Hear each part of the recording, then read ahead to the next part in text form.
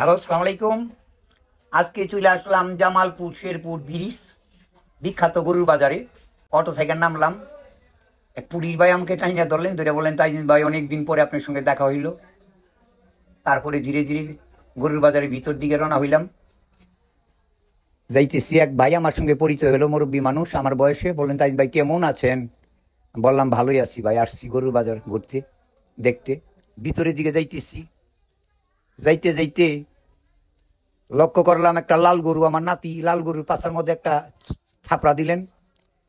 চলে গেলাম, বিখ্যাত একটা মহিষের মতন একটা কালো গরু। জিজ্ঞাসা করলাম, দাদা গরুটার দাম কত চাইতেছেন? উনি বললেন 3,10,000 টাকা। গরুর মাংস হবে 400 কেজি। শুইনা অবাক হয়ে গেলাম, বিখ্যাত গরু, অনেক গরু, কোনটা ছেড়ে কোনটা দেখি। এইভাবে ঘুরে ঘুরে দেখতেছি। দেখতে দেখতে আমার নাতি বলতেছে, দাদা এই যে গরু কোথা দিব? আইলো আইলো কোথা? ওরে বাবা, বাবা রে বাবা, বিরাট গরু ভাই রে, ভয় করে ভাই, গোতাই মারে নি। ওরে বাবা রে বাবা। গরু দেখতে দেখতে ভাই পানির পিপাসা লেগে গেছে ভাই। দেখি আমার এক ভাই শরবত বিক্রি করতে, লেবু শরবত।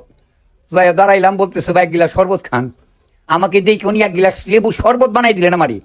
শরবতটা খাওয়ার পরে আমার বিরাট একটা শান্তি পাইলাম, আত্মাটা ঠান্ডা হয়ে গেল গা। নাতিরে বললাম, চল নাতি আবার আর একটু ঘুরে ঘুরে দেখি।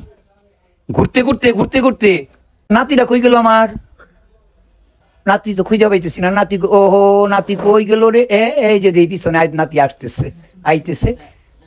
চাই দেখি আমার অনেক ভক্তবিন্দুরা আমার নাতির বয়সে দাঁড়াই আছে। এরা বলতে, দাদা একটু দাঁড়ান, একটা পিক তুলি।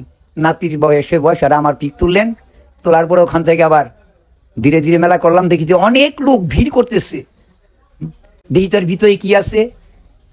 যাইয়া দেখি, ও মা মা মা, বিরাট বড় বড় হাতির মতন গরু সাজাই রাখছে ভাই। দেখে মাথাটা ঘুরে গেল গা। বিরাট বড় বড় কালো কালো গরু।